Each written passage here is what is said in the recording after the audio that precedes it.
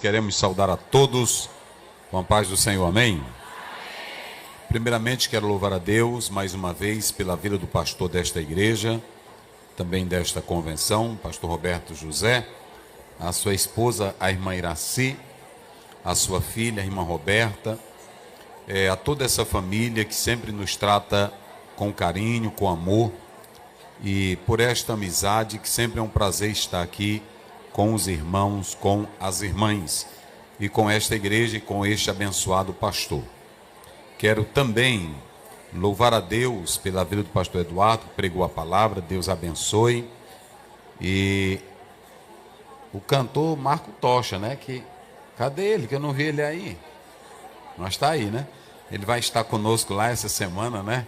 Também a Carol, né? Vai estar conosco. Já estamos organizando lá. E Deus abençoe a todos em nome de Jesus. Meus irmãos, minhas irmãs, eu estava observando aqui muita coisa. Vocês já ouviram nesta tarde, mas eu queria chamar a atenção agora. Vamos lá. A forma que eu vou abordar agora, eu ouvi o pastor pregando, eu vou ler o mesmo texto de Maria, que é o texto, mas eu queria que vocês me escutassem bem. Quando eu estava pedindo a Deus essa palavra, hoje nós vamos trabalhar de uma forma apologética para combater aqueles que negam o milagre. Vocês entenderam? Então vocês já glorificaram e sentiram a presença de Deus, vamos continuar sentindo. Mas eu quero que todas peguem as vossas Bíblias, porque eu vou falar passos para o milagre acontecer. Quais são os passos, pastor? Nós já falamos de receber o milagre, o pastor pregou aqui para você ficar no templo, mas nós vamos falar sobre passos para receber o milagre. Nós vamos fazer a leitura de alguns versos. Vamos ler o verso 6 de Lucas, capítulo 1, verso 6. Depois, nós vamos ler Lucas, do capítulo 1, 28, 30, 34, e também estaremos lendo 37, o 38 e o 37. Vamos começar com Lucas, capítulo 1, você que trouxe a Bíblia, abra agora a sua Bíblia comigo, 1,6 de Lucas, diz assim, 1,6, e eram ambos justos perante Deus, vivendo irrepreensivelmente em todos os mandamentos do Senhor. Vá anotando que você já vai ver os passos. Não durma, abra os olhos. Porque aqui é a maneira correta. Para você, quando olhar para a Bíblia, você entender isso aqui. Não tem a bula que você recebe a receita médica e o médico passa para você. Aqui é a receita. Não adianta só querer receber a bênção e não saber a receita. Entendeu como é as coisas? Tem que saber a receita. Ok? Vamos lá. E eram ambos justos perante Deus, vivendo como? Vamos lá, bem forte. Vivendo como? Irrepreensivelmente em todos os mandamentos e preceitos do Senhor. Agora o verso 20. Vamos para o verso 20. Todavia ficarás mudo, não poderás falar até ao dia em que estas coisas aconteçam, porquanto não crestes na minha palavra, que a seu tempo se lhe hão de cumprir. Agora vamos para o 30, vamos começar aqui do verso 26. E no 6º mês, foi o anjo Gabriel enviado por Deus a uma cidade da Galileia chamada Nazaré. E uma virgem desposada com um varão, cujo nome era José, da casa de Davi, e o nome da virgem era Maria. E entrando o anjo, aonde ela estava, disse, salve, agraciada, o Senhor é contigo, bendita és tu entre as mulheres. E vendo ela, turbou-se muito com aquelas palavras e considerava que saudação seria esta. Disse-lhe então o anjo, Maria, não temas, porque achastes graça diante de Deus. E eis que em teu ventre conceberás e darás à luz um filho, e por-lhe-ás o nome de Jesus. E este será grande, será chamado Filho do Altíssimo. O Senhor Deus lhe dará o trono de Davi, seu pai. E reinará eternamente na casa de Jacó, e o seu reino não terá fim. Disse Maria ao anjo: como se fará isso, visto que eu não conheço varão? E respondeu o anjo, disse-lhe: descerá sobre ti o Espírito Santo, e a virtude do Altíssimo te cobrirá com a sua sombra. Pelo que também o santo que de ti há de nascer será chamado Filho de Deus. E eis que também Isabel, tua prima, concebeu um filho em sua velhice, e este é o 6º mês para aquela que era chamada estéril. Porque para Deus nada. Disse então Maria: eis aqui a serva do Senhor, cumpra-se em mim segundo a tua palavra. E o anjo ausentou-se dela. Muito bem, vamos lá.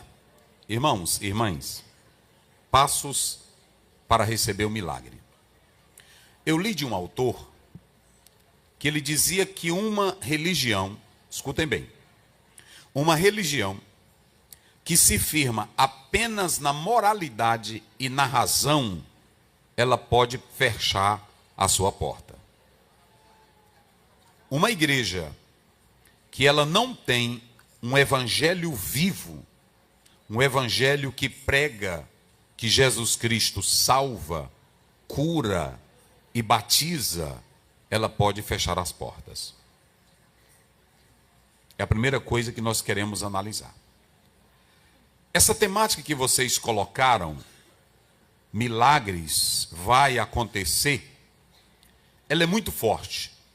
Ela é forte em 3 viés. Para a teologia. Por que, pastor Zéu, para a teologia? Porque para a teologia, em especial teólogos que não creem em milagre, essa temática de vocês é um osso duro de roer. Diga assim: osso duro de roer. Milagre é osso duro. E por incrível que pareça, tem crente no nosso meio que não crê em milagres. Quero logo dizer para vocês. Tem pastor que não crê em milagre.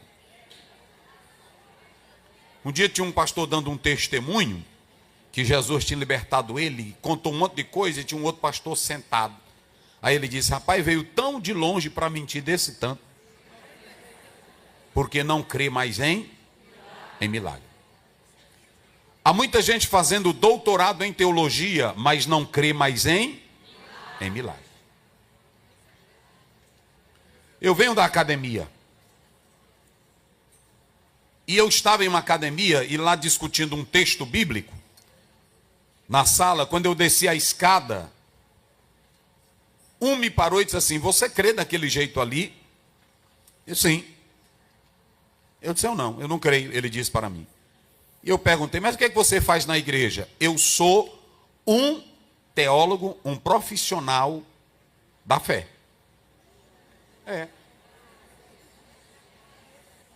Tá certo.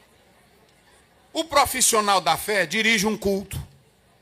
O profissional da fé dá a bênção apostólica. O profissional da fé tem uma liturgia bonita, mas não passa daquilo ali. É por isso que tem muito culto frio, seco e o povo indo embora. Vocês entenderam? 1 Coríntios 14, 26, Paulo diz: quando vocês se ajuntam, olha aqui, vocês ajuntaram. Um tem visão, outro tem revelação, e outro tem profecia. Pronto. Esse negócio, nós não somos shopping, minhas irmãs. Shopping é que as irmãs se reúnem para ir tomar café à tarde. Nós não somos loja para mostrar quem vem com a roupa mais bonita. Nós somos igreja onde Jesus reina. E o milagre acontece. Mas vamos lá. Porque aqui tem irmã que é advogada, aqui tem irmã que é médica, aqui tem irmã. E quando vocês saírem daqui com esse fogo, mas lá fora tem um médico que não crê em milagre. Tem um ateu que nega milagre. Tem um cético que nega milagre. E hoje nós vamos aqui agora nessa parte da tarde, o pastor já pregou, nós vamos só botar a cereja no bolo para dizer o seguinte: eu creio é assim. E eu não estou me importando com o que tu diga ou o que tu fale, eu creio é assim.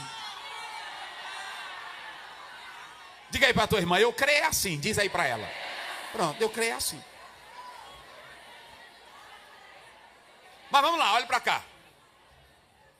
Por que é um osso duro de roer para a teologia? Porque tem uns que não acreditam mais em milagre. E aí eu quero falar a teologia chamada liberal. Eu estou falando para irmãs, mas também estão os irmãos lá do outro lado. Tem uma teologia liberal, que ela é influenciada também pelo iluminismo, século XVII. E o iluminismo, ele dizia o seguinte, que a ênfase maior é na razão e no empirismo. Ou seja, para eu acreditar em algo, a minha razão tem que estar de acordo com a realidade. Mas para eu crer também em algo, eu tenho que ver, tocar e observar. A partir do iluminismo, a teologia também passou a beber nessa fonte, a dita teologia liberal, e entraram muitos teólogos que começaram a dizer que os milagres da Bíblia eram mensagens simbólicas que hoje para o mundo moderno não cabem mais. Vocês sabiam que hoje falar de pessoas endemoniadas dentro da igreja é feio para algumas pessoas?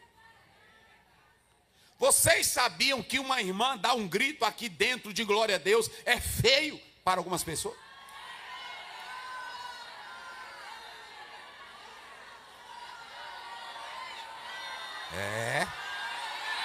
Vou dizer tudinho hoje. Convide aí os irmãos da internet, chama os teólogos, tudinho, que nós vamos falar hoje aqui tudinho.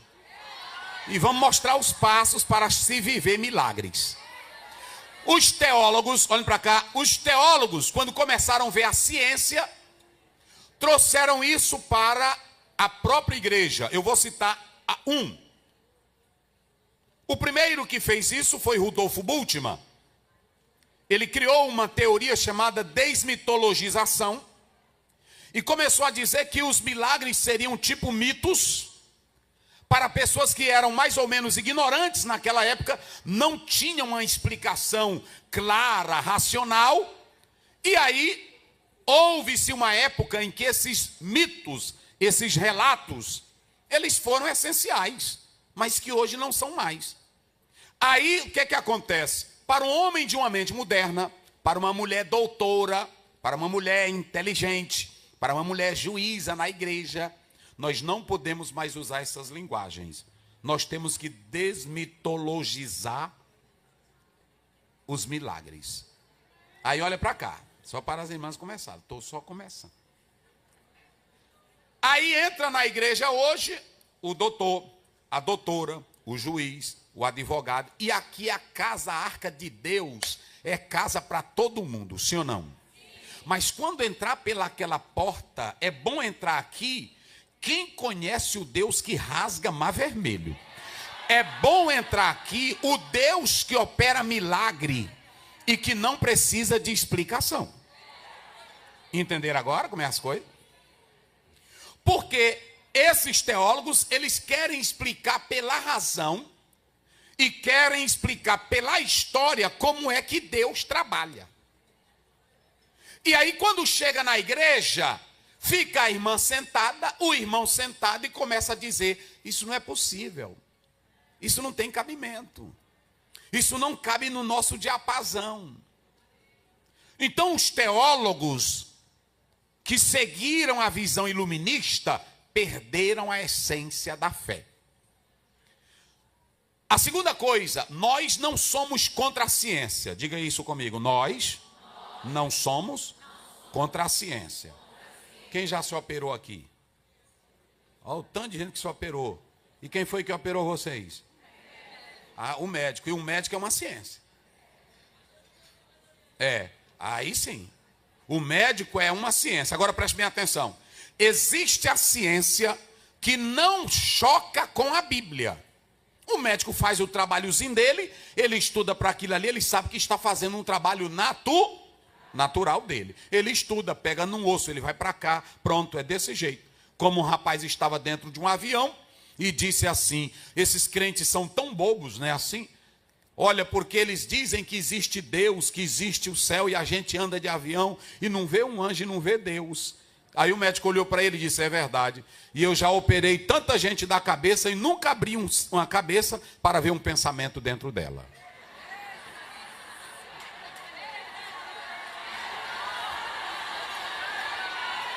Vamos para cá, é só para você entender. Então, ciência, diga também isso, ciência não choca com a Bíblia, de maneira nenhuma. Os maiores cientistas da época passada eram cristãos.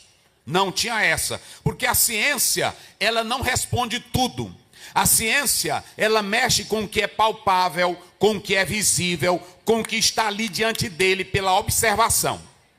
Agora, tem o lado do cientificismo, que é chamado de ateístico. É aquele que quer negar a fé. Esse é o incrédulo. Mas o médico que opera, que faz alguma coisa e que ele faz o trabalho dele, ele não choca com a Bíblia. A Bíblia, ela não é livro de medicina, mas ela fala de medicina. A Bíblia, ela não é um mapa, mas ela diz qual é o caminho que te leva ao céu. João 14:6.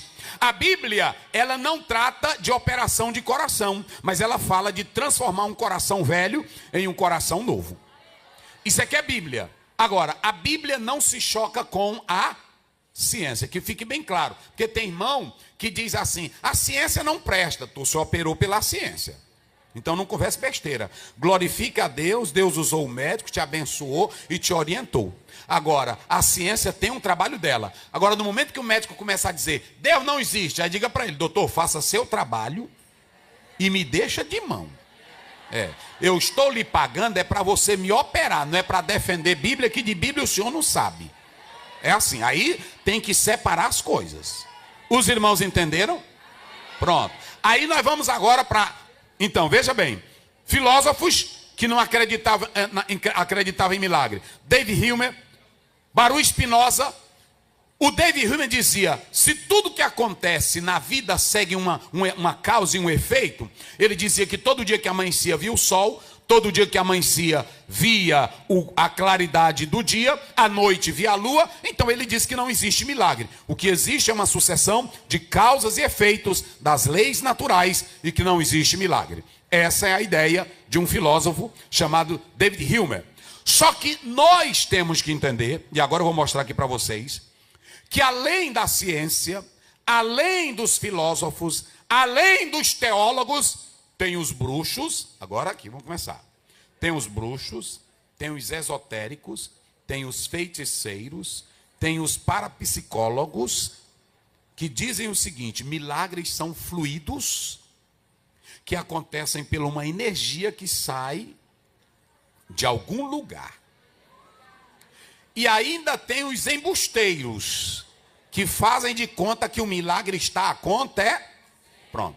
Só para mostrar como não é mentira, eu vou mostrar o que é um milagre na Bíblia. Olhe para cá. Capítulo 9 de Mateus. A mulher que sofria há quantos anos com a hemorragia? 12. Vamos lá. Quando ela viu Jesus de longe, Jesus chamou o nome dela? Jesus chamou ela? Jesus fez show com ela? Jesus exibiu ela? Jesus, aqui tem uma mulher que esta noite ou este dia, ela saiu, ela está sofrendo. Jesus fez? Não. Jesus não fez? Só para mostrar como é milagre da Bíblia, que não tem embuste, que não tem engano, que não tem trapaça. Jesus não ligou e nem chamou aquela mulher. Mas ela lá, conhecendo que ele tem o poder e a graça, a Bíblia diz que ela disse, se eu for lá e tocar, eu serei curada. Ela vai, toca e é curada. Tem um problema, ela não queria falar porque ela sabia que a lei judaica não permitia uma mulher imunda tocar numa pessoa santa ou pura, como estava Jesus. Só que aqui foi um milagre tão grande que a impureza dela não entrou nada em Jesus. Jesus, com a pureza dele, curou a impureza dela. Aí a Bíblia diz que Jesus falou: quem me tocou, porque de mim saiu virtude. A mulher vem, se revela, e Jesus diz para ela: olhe para cá, não somente a cura, vai, a tua fé fez o quê? Te salvou. Porque tem gente que recebe cura, recebe bênção, mas não recebe a salvação. Os 10 leprosos, quantos foram salvos? Quantos receberam as bênçãos? Quantos foram salvos? Vamos lá. Por que eu quero começar? Porque tem muita igreja atrás de milagres, mas não está atrás do Deus que salva para levar para o céu. Eram 10, mas só um voltou porque reconheceu a divindade de Jesus Cristo. E não adianta abrir igreja, botar salão e dizer: venha para cá que a tua vida vai mudar amanhã, venha para cá que o carro novo está chegando, venha para cá porque tem milagre. Não, o Senhor não quer isso. Ele quer que você olhe para Ele como Deus Salvador, como Deus que te dá a vida eterna. E aí, como diz Mateus 6,33, o que vier disso é lucro. As demais coisas vos serão o quê? Acrescentada. Então nós temos que analisar: 10 foram curados, mas só um recebeu a salvação. A mulher foi curada, mas recebeu a salvação. Vai, a tua fé te salvou. Os que não creem em milagre dizem que tudo da Bíblia é invenção. Por exemplo, em Caná da Galileia, João 2, eles dizem que Jesus não transformou água em vinho. Usou um pó ou usou um truque para transformar água em vinho. Quando Jesus anda sobre o mar, eles dizem que é um mito, mas Jesus estava em cima de uma tora de pau, surfando nas águas do mar. É assim que eles dizem. Eu estou colocando aqui bem direitinho, só para que vocês entendam. Então, observem bem uma coisa. Eles dizem que os discípulos inventaram tudo para dar uma glória que Jesus nunca teve. Só que eu quero nesta tarde dizer para a igreja algumas coisas. Em primeiro lugar, nós queremos dizer que a Assembleia de Deus e nós que estamos aqui acreditamos no Deus que faz milagres.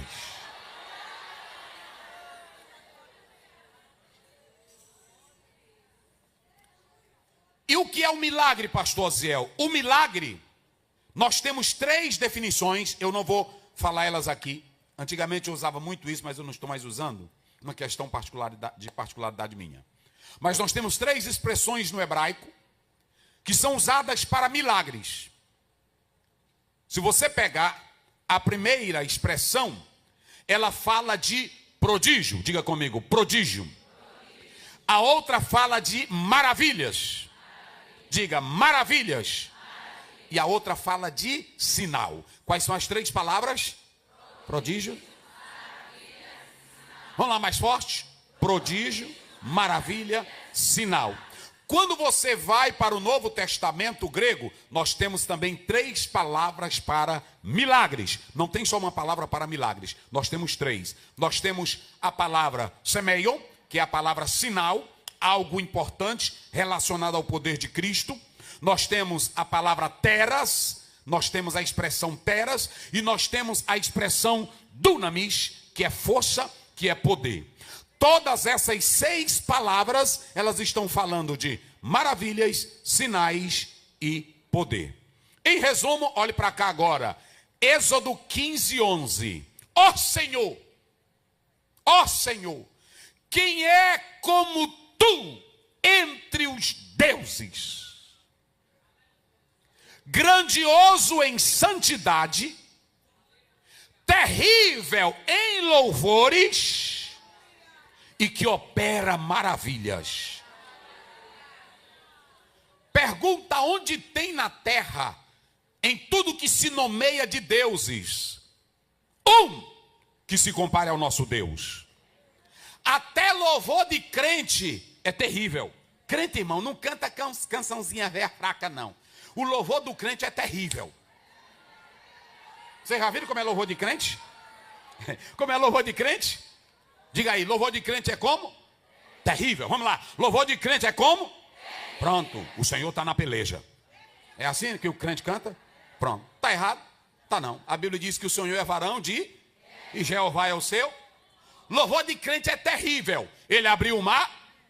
Ele matou Sion e Og. Ele fez passar o mar vermelho a pé. Ele parou. Ele seca o... é esse Deus. 46:10. Aquietai e saber que eu sou. Quebra o arco.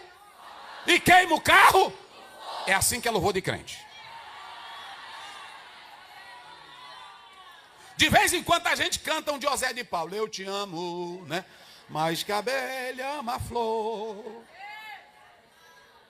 Mas louvor de crente, na hora que ele bota no carro, pronto. Lá vem ele por cima do monte. Lá vem ele quebrando tudo. É porque o louvor dele é terrível. O louvor dele é terrível. Diga, o louvor dele é. E quando a Bíblia diz, batei palma todos os... não é aquele negócio que a gente faz. Quem pode aplaudir Jesus? Não é isso não.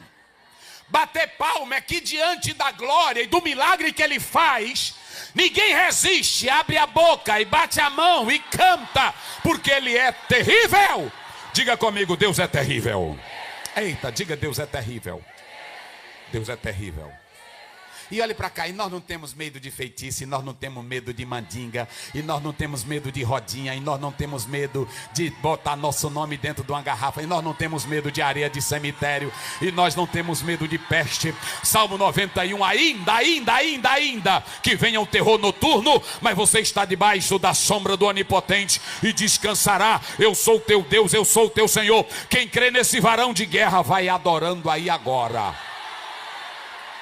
Mas olha aqui, vamos lá. O louvor para ele é terrível. Escute bem.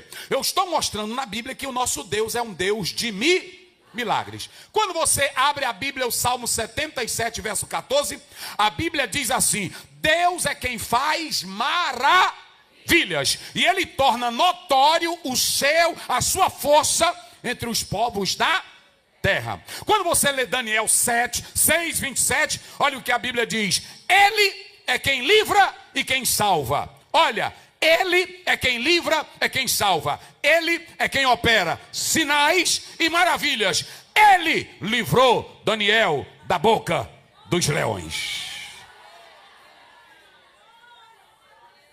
Quando você lê Jó 42, eu sei que tudo tu podes, e nenhum dos teus planos podem ser impedidos. Quando você lê Isaías 43, 13, a Bíblia diz, operando quem? Então pronto. Então olhe para cá. Você serve a um Deus que faz milagres. Você serve a um Deus que faz milagres. Mas muito bem. Agora nós estamos diante, o pastor começou. Nós estamos diante de um texto que eu quero salientar com vocês. Duas passagens bíblicas que vocês colocaram aí sobre o milagre. A primeira passagem que eu quero mostrar com vocês é a de Zacarias. E eu quero mostrar por que a Bíblia ela é interessante. Por que a Bíblia ela é maravilhosa. Primeiramente, irmãos, aqui você está vendo Deus intervindo na história. Diga comigo, Deus intervindo na história. Tem um casal que já está um pouco avançado em idade, mas como falou o pastor, era estéril. A Isabel era estéril. E tinha um homem que era sacerdote. O homem era o quê? Sacerdote. E ele era dessa turma, havia 24 turmas de sacerdotes. Ele não morava no templo, porque só quem morava no templo eram os sacerdotes, ou em Jerusalém, eram os sacerdotes oficiais. Ele não morava ali. Ele só veio porque coube a sorte. Nem todo mundo que era sacerdote haveria de assumir um turno. Mas quando se lançou a sorte, caiu na turma dele e ele teve que fazer esse trabalho no templo. Interessante é que ele não estava no templo dioturnamente ou diariamente, ele não estava no templo. Ele ia fazer aquele trabalho porque ele foi sorteado. ele vivia longe do templo e ele vivia numa região nas montanhas. Então deixa eu dizer uma coisa para vocês sobre esse homem chamado Zacarias. Ele era um sacerdote e Deus estava trabalhando para concretizar o seu projeto. Qual era o projeto? A vinda de Jesus. Mas antes da vinda de Jesus vinha um precursor que seria João Batista. Por que vocês, quando leem tudo é possível ou nada é impossível para Deus? É porque aqui não havia projeto mundano e diabólico que ia impedir o trabalhar de Deus para Jesus nascer. Eu estou colocando primeiro vocês dentro do contexto para que vocês entendam. Quando a Bíblia diz tudo é possível, ou para Deus não é impossível, aqui nessa passagem, era sobre o plano da salvação, que Deus planejou desde Gênesis 3,15, mas antes lá na eternidade, e agora ele vai executar. E para executar, ele não trabalha com ferro, ele trabalha com homens. Ele não trabalha com pessoas diferentes, ele trabalha com seres humanos. E a primeira família que ele vai encontrar para este cenário é a família de Zacarias. Mas a família de Zacarias tem um problema: a mulher é estéril. No texto, você nunca encontra Zacarias orando pela mulher dele. E nem encontra Isabel pedindo um filho. Você não encontra. Você pode ler o texto todinho, você não vai ver Isabel orando pelo filho, nem vai ver Zacarias pedindo um filho. Você não vê. Aonde é que você tem certeza que ele ora? Quando Gabriel fala com ele.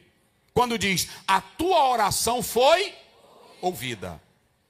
E aí quando diz que a oração foi ouvida, aí a Bíblia pega e mostra que aquele casal, dentro desse contexto, estava orando pela vinda de um menino. E foi o que aconteceu, conforme está no próprio texto bíblico. Uma coisa interessante que nós podemos observar é que quando ele entra para oferecer ao Senhor no templo, a Bíblia diz que o povo fica do lado de fora esperando. E é muito interessante que quanto mais ele demora, mais os crentes do lado de fora ficam alegres. Tem crente hoje que o culto não pode passar um minuto que ele já vai embora, zangado. E ainda dizendo assim, podia o pastor ter terminado mais cedo. Crente que gosta das coisas de Deus, se demora, ele gosta. Se termina cedo, ele diz, rapaz, terminou cedo demais. Porque quem gosta das coisas de Deus, ama estar na presença do Deus Todo-Poderoso. Mas vamos lá, a Bíblia diz que ele demorava e o povo ficava do lado de fora orando. Irmãos, eu acho lindo a Bíblia. E agora eu quero mostrar para vocês, eu acho linda a Bíblia, porque quem está lá dentro é um sacerdote. O anjo aparece e ele se assusta, e a Bíblia diz que naquele momento, ele pergunta o que o anjo tem ou o que o anjo quer. O anjo vem trazendo uma mensagem divina, porque a presença de anjo na Bíblia tinha 3 aspectos. 1, ou trazer uma nova de alegria. 2, ou para matar. 3, ou trazer uma mensagem de sentença. Mas ele se perturba com a presença. O anjo vem e entrega a mensagem dizendo, a tua oração foi ouvida, e o Senhor vai te dar um menino, e o nome dele será João. E já será cheio do Espírito Santo de Deus. Aqui eu quero abrir um parêntese para dizer que nós já derrubamos nesses versículos a dita teoria dos cessacionistas, que dizem que milagres só aconteceram na época de Jesus. Olhem para cá, basta você pegar a Bíblia, Gênesis 21. A mulher de Abraão era o quê? Vamos lá, quem tem boca bem forte. A mulher de Abraão era o quê? Estéril. Isabel era o quê? Ana era o quê? Isabel era o quê? Raquel era o quê? Isabel era o quê? Quem curou a mulher de Abraão? Quem curou a mulher de Abraão? Quem abriu a madre de Raquel? Quem abriu a madre de Ana? Quem abriu a madre de Isabel? O Deus que operou lá.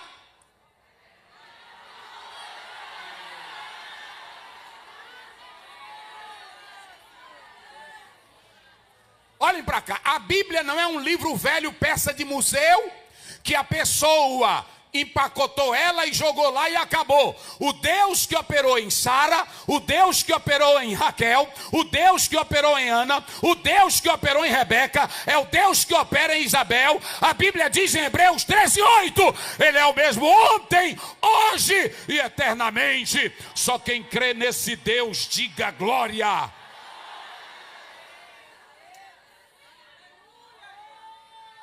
Então acabe essa história. Não olhe para os milagres da Bíblia como mitológicos, como lenda, como fábula ou como para o passado. Milagre da Bíblia é para incentivar a tua fé ainda hoje, que o Deus que operou lá é o Deus que opera aqui e agora, em nome do Senhor Jesus. Mas vamos lá. A Bíblia também tem outra mensagem linda para nós. Quando o anjo aparece, ele falou para quem? Zacarias era o quê? Zacarias era o quê? Vamos lá, só quem tem boca bem forte. Zacarias era o quê? Zacarias era o quê? E Maria era o quê? Ela era pastora? Ela era diaconisa? Hein? Ela era só o quê? Mas vocês já viram aqui o disparate? Parece que Maria tem mais controle do que o sacerdote.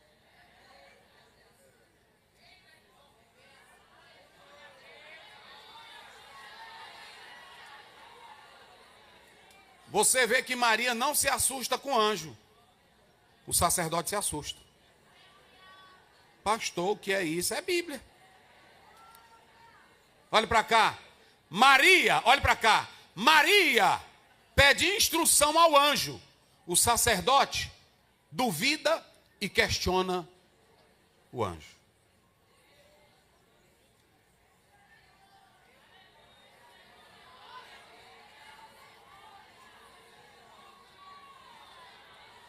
Rapaz, eu estava lá em casa meditando nisso. O que é que eu vou dizer? Tem irmã que é louca, tem irmã que é descontrolada. Só tem irmã que é como Maria. Tem sacerdote, olha para cá. O Zacarias, e aqui eu quero abrir um parêntese para nós pastores, aqui está o nosso presidente da convenção. Deixa eu dizer uma coisa aqui para vocês. O grande problema é que se nós formos construir uma vida de ficar questionando demais,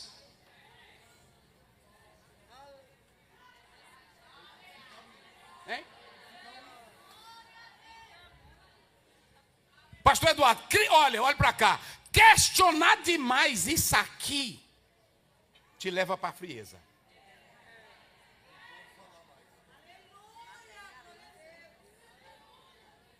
Olha para cá. A tua oração e a oração da tua esposa foi ouvida. Eu assisto diante de Deus. Se ele já assistia diante de Deus, o que é que tu quer mexer? É só crer e receber.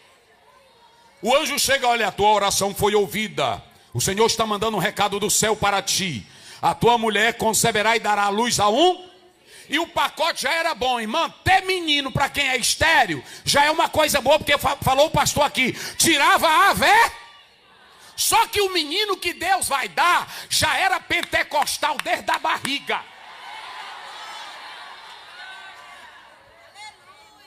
Eita, irmão, uma mãe que pare um menino, olha para cá. Uma mãe que pare um menino que é macho mesmo. Eu não vou mexer com o outro lado não, porque hoje é filmado. Mas olha, uma mãe que pare um macho, já é para ela glorificar a Deus. Agora imagine uma mãe parir um pentecostal. Quem glorifica a Deus? Quem está entendendo o mistério da palavra? O anjo disse, ele vai ser da barriga da mãe, como? Cheio do Espírito Santo. Aí o Zacarias se animou. Mas no meio da mensagem, o anjo atrapalhou o negócio. Como, pastor Zéu? Esse homem que vai vir aí, cheio do Espírito Santo, ele vai botar para quebrar. O pau vai quebrar. O homem é duro. O homem vai ser doido. E olhe para cá. Ele vai vir na virtude de... Aí o Gabriel não gostou. Aliás, o Zacarias não gostou. Se ele tivesse dito, vem na virtude de Abraão, maravilha, é só promessa. Vem na virtude de Davi, maravilha, é só promessa. Mas o anjo diz, ele vem na virtude de Elias. Ele vem na virtude de... E Elias, irmão, era acabador de pecado.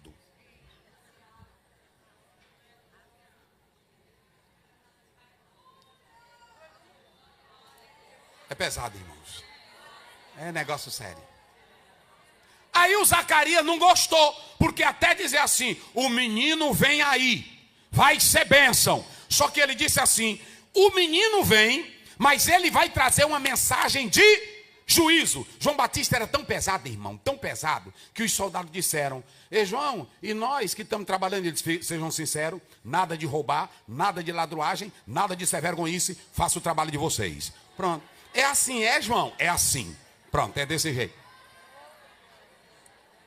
O homem ia passando com a mulher, está lá em Mateus 14. Aí ele ia passando, ele diz, ei, larga essa mulher que tu está com ela, essa sem vergonha, tu não presta, ela também não presta. Larga ela. Pronto. Lá vinha assistir o culto, fariseus, escriba. Olha para cá, escriba, fariseu, saduceu, lá vem assistir o culto. Aí João está pregando, quando João de longe vê, ele para a mensagem e grita, ei, olha lá as cobras, olha as cobras, olha lá a cobra.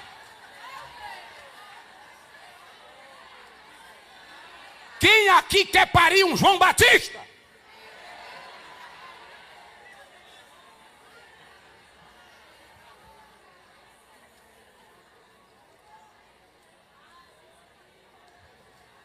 Só que João Batista, olhem para cá, ele sabia, irmãos, isso aqui é lindo, escute bem. Quando vem no Espírito Santo, diga isso comigo, quando vem no Espírito Santo. Diga para a irmã que está ao teu lado, quando vem no Espírito Santo, você sabe o seu lugar. João Batista era duro, João Batista era enérgico, João Batista era pesado, João Batista era direto, mas na hora que Jesus se aproxima dele, ele sabia qual era o lugar dele. Esse que vem ali, eu não sou digno de me abaixar e desatar as correias das suas sandálias. Eu batizo com água, ele é quem batiza com o Espírito Santo. Quando vem de Deus, tem humildade. Aí olha para cá, quando deu a mensagem de dureza, aí o Zacarias diz, mas como é isso? Aí ele questiona. Maria não questiona, nós vamos já falar isso. Ela pede instrução, Zacarias questiona. Querida igreja, queridas irmãs, a primeira coisa que eu quero falar aqui nesta tarde, para o milagre acontecer, diga comigo, é preciso? Vamos lá, bem forte. É preciso vida justa, correta e santa diante de Deus. Como era a família de Zacarias, de Isabel, não tinham filhos, mas a Bíblia diz que os dois eram irrepreensíveis. Eu não sei porquê que Deus me leva sempre para esse lado. Mas olhem para cá. A igreja está cheia de crente velho desmantelado. Irmã velha desmantelada. Atrás de milagre.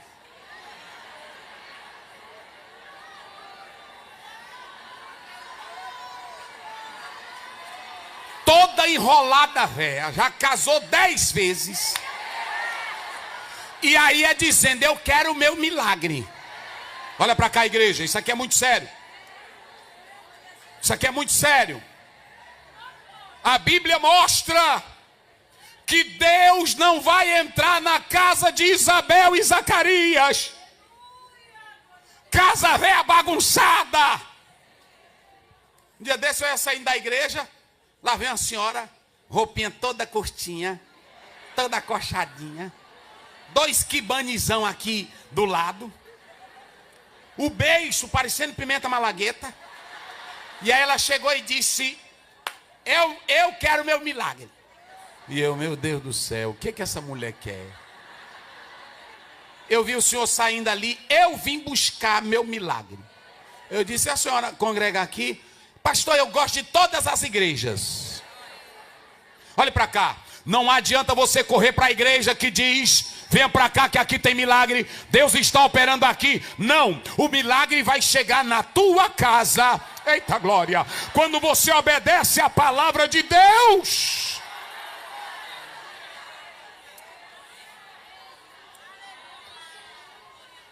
Vocês pensam que Deus anda abençoando quem é sem vergonha, irmão? Vocês pensam que Deus anda abençoando quem é desmantelado? Olha para cá. Olha para cá. Havia, Jó primeiro, havia na terra de Uz um homem cujo nome era Jó.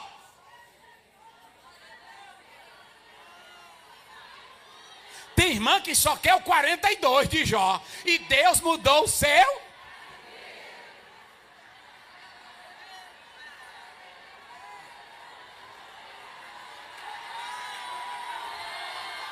Eita glória. Levanta a tua mão e dá glória. Agora, vira para a irmã que está ao teu lado. Aí sacode no ombro dela, que nem diz o pastor, sacode. E diga para ela: minha santa, Deus vai mudar teu cativeiro. Mas cria vergonha. Anda na sinceridade. Anda na verdade. Anda na integridade. Bota moral na tua casa.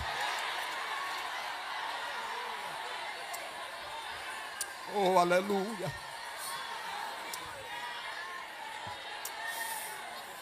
Olha para cá. O Gabriel vai para a casa de uma família. Qual é a família que ele vai? Ele vai para a casa de quem? Qual é a primeira casa que ele vai? No texto aqui, qual é a primeira casa? A de... Não. Ele vai... Qual é a primeira casa que ele vai? A de Isabel. Não é de Maria, não. Qual é a primeira casa que ele vai? É Isabel. Aí antes de chegar na casa de Isabel, olha como é que o texto diz. Olha aí, lê aí você bem direitinho para ver que não é coisa da minha cabeça. É porque tem irmã que fica: meu milagre, vem. Aí tá bom. Já tem o milagre. Olha aí, como é que diz o 6? Leiam vocês bem direitinho. Você mesmo, não sou eu não, vai. Como é que diz? Vai, 1, 2, 3.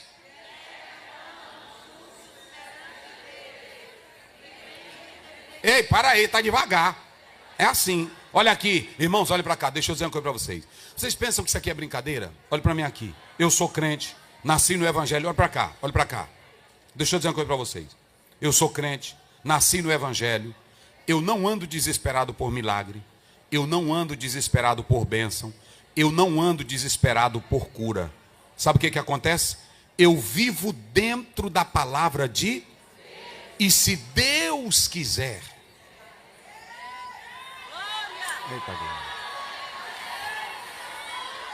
Olha aqui. Deuteronômio 28 diz: os milagres e as bênçãos te seguem. Marcos 16, 20, a Bíblia diz: e tendo eles partidos, cooperava com eles o Senhor e os milagres que E por que que hoje a maioria anda botando um salão, botando uma plaquinha, abrindo uma cadeira? Venha para cá que aqui você vai ver. E quem é que vai para lá? Sem sombra de dúvida, a maioria revoltado com o pastor, que anda falando de igreja, que anda dizendo que ali não tem poder de Deus, que está ali atrás do milagre dele. Crente não anda atrás de milagre. Crente anda atrás de uma vida santa, justa, piedosa.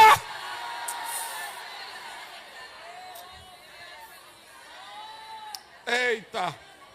Olha aqui, vamos lá no 3. 1, 2, 3. E ambos. Olha para cá. Como era que era ambos? Como era o marido mais a mulher?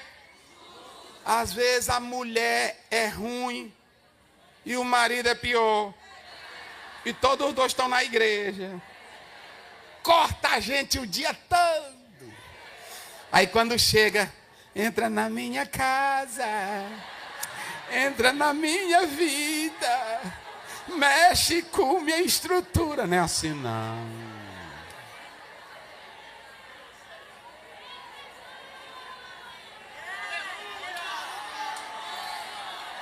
Olha para cá.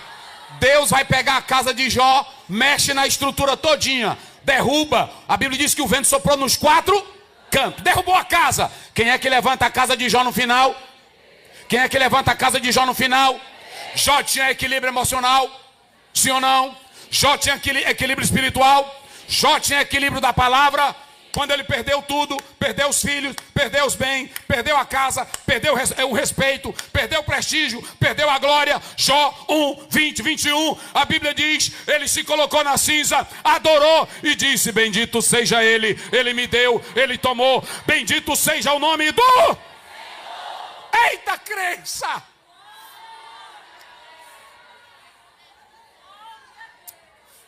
Aleluia!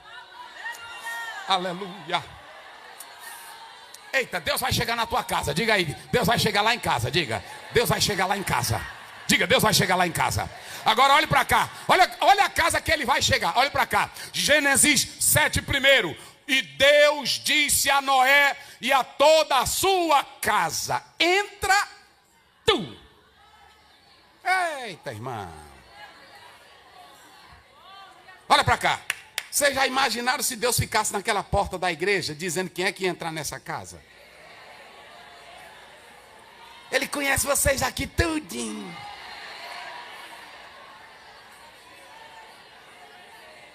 Se ele ficasse lá naquela porta, olha para cá, ele fica na porta da arca e diz: vem cá, Noé, olha para cá, vem cá, Noé, entra tu.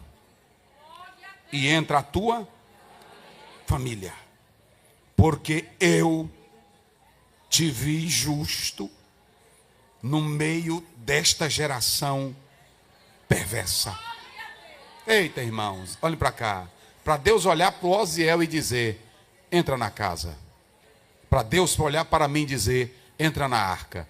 Para Deus olhar para você e dizer: entra, meu filho.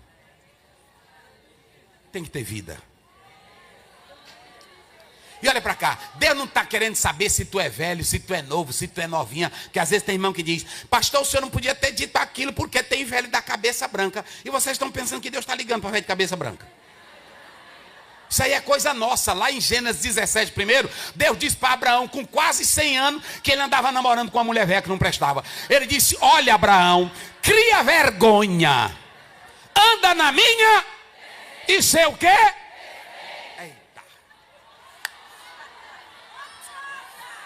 Então olha para cá, qual é o primeiro passo para o milagre chegar? A tua casa tem que estar em ordem, a tua família tem que estar em ordem. A casa está em ordem, a casa está em ordem, a casa está em ordem. Oh, glória a Deus, aleluia. Irmãos, quando você lê Atos 23 primeiro, Paulo diz assim: e Paulo olhou para o sinédrio e disse perante todos: eu tenho servido ao Senhor com boa consciência. Então, em primeiro lugar, para o milagre chegar, tem que estar em perfeição. Segunda coisa, não pode duvidar do que Deus fala. Cadê tua Bíblia? Pegue ela aí agora. Diga: eu não posso duvidar. Levante ela, levante ela, levante ela. Eu não posso duvidar do que está na palavra. Quem crê no que a Bíblia diz? Quem crê no que a palavra diz? Então olhe para cá. O segundo passo para o milagre acontecer é acreditar na palavra. Crê no que a Bíblia diz, irmãos. Viva isso aqui. Eu acredito em profecias, eu acredito em revelação, mas 24 horas eu vivo isso aqui. 24 horas eu vivo é a palavra. O milagre só pode acontecer aonde a palavra chega. Jesus disse em João 20, 27 para Tomé: Tomé, não seja incrédulo, mas seja o quê? Crente. Quem crê que Deus abriu o mar vermelho? Quem crê que Jesus abriu os olhos dos cegos? Quem crê que Jesus ressuscitou mortos e ainda ressuscita? Então creia. A igreja não pode ser um local vazio. Ela tem que acreditar no sobrenatural de Deus. Zacarias recebeu a mensagem, mas quando botaram um juízo no meio dela, ele mostrou uma certa incredulidade. E Deus fez ele ficar, já foi falado aqui, ele ficar como? Mudo. Porque preste bem atenção, tem hora que Deus nos silencia para nós aprendermos com Ele no silêncio, sem falar nada. Teve um outro homem na Bíblia que antes dele falar, Deus mandou ele engolir um livro e ele também ficou mudo, sem falar. Como é o nome dele? Como é o nome dele? Não, Zacarias nós estamos falando. Como é o nome dele? Ezequiel. Ou seja, nós não podemos duvidar do que a palavra diz. Em primeiro lugar, para o milagre acontecer, a casa tem que estar em ordem. Em segundo lugar, para o milagre acontecer, creia, viva e pregue a palavra. E em terceiro lugar, diga comigo bem forte, para o milagre acontecer, eu preciso só da graça. Agora vamos aqui para Maria, escutem bem. Vocês já observaram, irmãs, e aqui é muito sério, e eu quero agora que vocês, vou já encerrar, escute bem, olhe para mim aqui. Agora você tem Maria.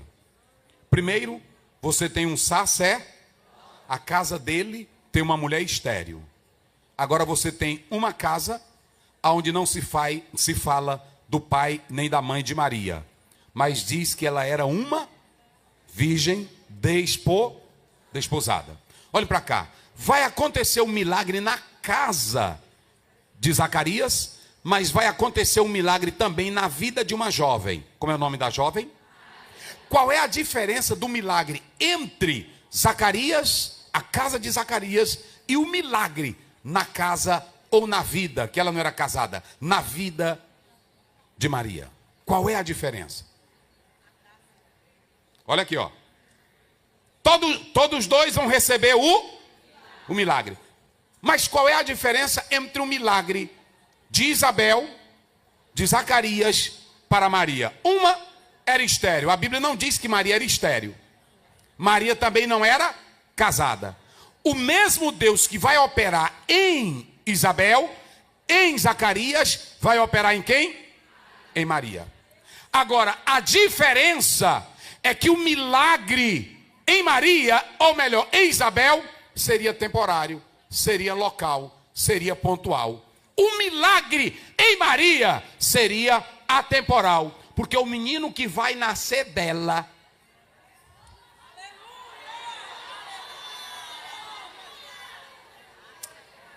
irmãs,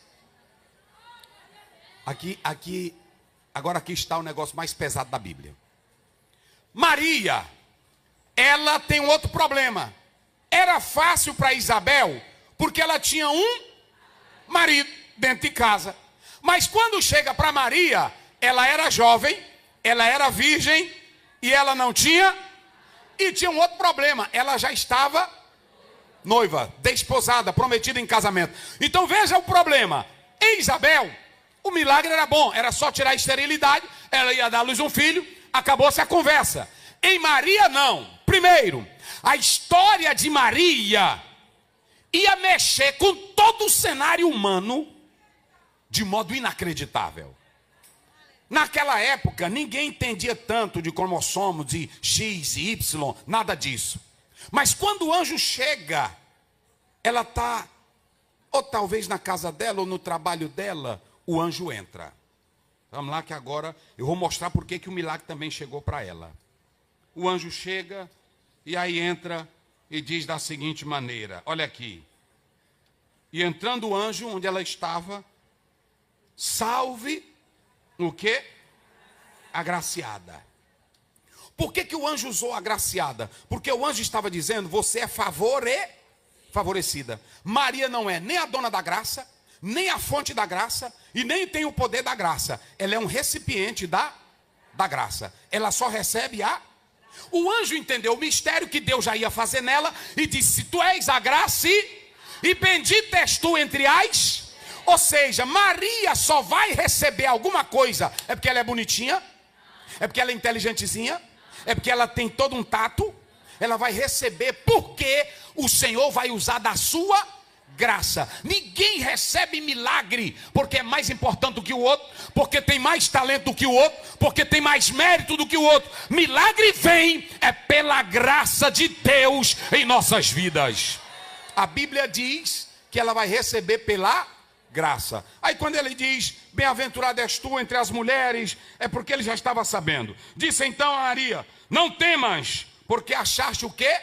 Graça. Deus não matou Noé, Gênesis 6:8, porque Noé achou graça. Deus não acabou com a vida de Paulo, que tinha um espiozão na carne, porque ele achou graça. 2 Coríntios 12:9. E Deus só está aqui conosco por causa da sua graça. Então nós só somos alguma coisa pela graça. Então olha para cá, irmã. Veja bem, aqui não tem nada de empoderamento, aqui não tem nada de mulher linda. Porque quando você olha, o anjo vai escolher Maria por 3 razões. Diga comigo, por que o milagre vem para ela? Diga comigo, virgem. Maria era um corpinho em beleza, menina pura, moça limpa. Só que do jeito dela, tinha muito, a palavra paterno do grego quer dizer pura, que cabra nenhum nunca conheceu. Essa daqui cabra nenhum andava esfregando nela. Era pura na boca, pura na vida, puro nos olhos. Era pura, irmã. Oh, meu irmão. Uma coisa boa. Eita, rapaz. Tem hora que a gente fica analisando, não é assim? Porque o milagre vai chegar na casa de Zacarias, porque o velho é crente. E a velha também é crente. Agora o milagre vem para a casa de Maria. E quando chega na casa de Maria, é outra moça crente. Pura, primeiramente pura. Virgem. Cabra nenhum tinha deitado com ela. Segundo, piedosa. Terceiro, ela era uma mulher disponível e pronta. E em quarto lugar, ela era humilde. Deus não usa que mulher que quer milagre, que a vida não vale nada. Oh, irmã, vamos ver para a Bíblia, irmão, vamos prestar atenção nisso. Segundo, Deus não usa mulher que a vida dela é desmantelada, véia. Toda hora larga um marido, casa com outro. Quando dá fé, a gente diz, irmã, já esse daí não deu certo com aquele, pastor. Eu já estou com esse. Não funciona. Aí agora tem a hipergraça. Vocês sabem como é a hipergraça? Deus é que me entende, Ele me abençoa, é assim mesmo. É não, minha santa. Deus só vai na casa aonde tem santidade para o nome dele ser honrado naquela casa. Olhe para cá. Quando você lê Gênesis 19, em Gênesis 18, os anjos entram para ficar com Abraão. No 19, eles querem entrar na casa de Ló. Por que não quer entrar na casa de Ló? O Ló não era sincero, a mulher dele não prestava para nada, a menina não prestava para nada. Como é que Deus vai entrar nessa casa? O anjo diz para ela, salve agraciada, o Senhor é contigo. E aqui você observa que ela recebe a graça de Deus. E quando a Bíblia diz que ela ficou cheia da graça, ela ficou dominada pela graça, Maria diz assim, eis aqui a serva do Senhor. Eu vou finalizar dizendo para vocês o seguinte. Para você receber o milagre, é preciso a graça de Deus. E a graça, ela realiza esse impossível quando você tem a pureza de Deus na sua vida. Querida igreja, queridas irmãs, quando Jesus Cristo disse, em Mateus 19, verso 26, tudo é possível ao que crê, ele estava falando do poder sobrenatural que ele tem. Mas quando ele diz para Maria, nada é impossível, ele estava dizendo, você foi a escolhida para ser a mãe do Salvador. Agora tem uma coisa linda. Quando Maria recebe essa promessa, a Bíblia diz que ela disse assim, eis aqui a serva do Senhor. Irmãos, Maria recebeu uma grandeza tão grande, que quando ela recebe essa grandeza, ela entende o plano de Deus e diz, cumpra a tua vontade em mim, segundo o teu querer. Mas tem uma coisa em Maria, ela é bela, ela é cheia da graça. Como era a graça de Maria, pastor Ziel? Provérbios 31, verso 30. Quando você lê Provérbios 31, Verso 30, como é que diz, mulheres? Enganosa é a graça. E o que mais? E vaidade? A formosura. Olha para cá. Maria, ela vai ser escolhida não porque é bela, não porque é bonita, não porque é empoderada, porque hoje tem irmãs que até anda dizendo: eu estou cheia do poder, mas ela não se controla. Ela dá ordem para a gente, ela grita, ela quer marchar.